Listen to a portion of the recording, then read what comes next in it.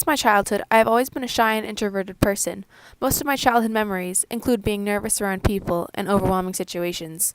I often clung to my mother, usually while crying. Even around my family, I got very anxious and sometimes would cry if overwhelmed. My family did not really understand and made it clear that they were annoyed by my outbursts at small normal things. They even called me a brat. Over my lifetime, others have had strong reactions to my introversion as well. Some decided that I am lame, boring, or just weird. In school, I was sort of an outcast. However, a lot of people just do not understand how much introverts hate to be the center of attention and how much anxiety they can have.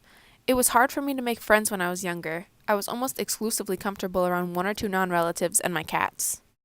At the same time, I would commonly question my familial traditions and ask my parents thoughtful questions about gender roles. I have always been and still am an avid baseball fan thanks to my baseball-loving family. I can remember one occasion. In my family room in October 2004, my parents sat on the couch and watched the Red Sox play in the World Series. I sat on the floor and played with some of my dolls. The announcer's voice and the white noise of the stadium on TV was layered upon the gentle hum of our gas heater. One day, I'm going to be a Red Sox player, I reported to my family with confidence, the kind of confidence that many 4-year-olds have. I looked up at the TV, deep in thought. Why do only boys play for the Red Sox? I asked my dad, who seemed to know everything about everything, especially baseball. It's so dumb. My dad seemed to find this amusing.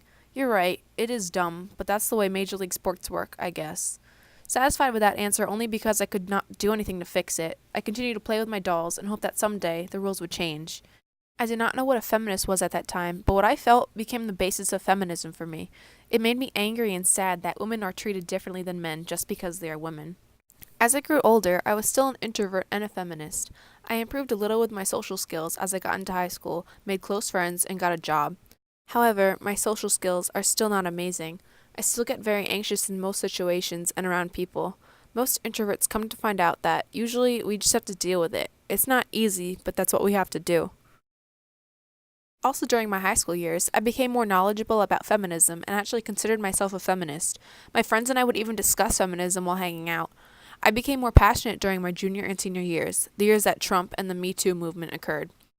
During this time, I also noticed that my school upheld sexist policies. Prior to letting students buy tickets for dances, the school required kids to sign a dress code form. However, the dress code form almost exclusively targeted girls at the school, which told us to respect ourselves and wear tasteful dresses. The only dress code requirement for boys were to wear a shirt, pants, and shoes. I even wrote a short article about it for my high school newspaper, the Tollgate Tribune.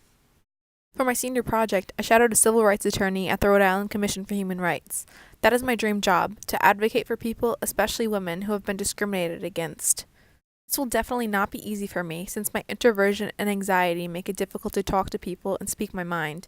Despite these setbacks, I feel as though these pertinent issues need a voice, and this is more important than my personal boundaries. I even took a few small steps this year. I went to Pride and Providence with my friend Kaylee, and I joined the Feminist at URI Club in September. Both of these would have been too overwhelming in the past for me. I have come to realize that if I am with people who make me feel comfortable and I'm doing something that I love, then sometimes I can put my introvert side on the back burner. I will never get over most of these difficulties that come with being an introvert, but knowing that there is a cause bigger than myself out there is motivation to step out of my comfort zone and realize my full potential.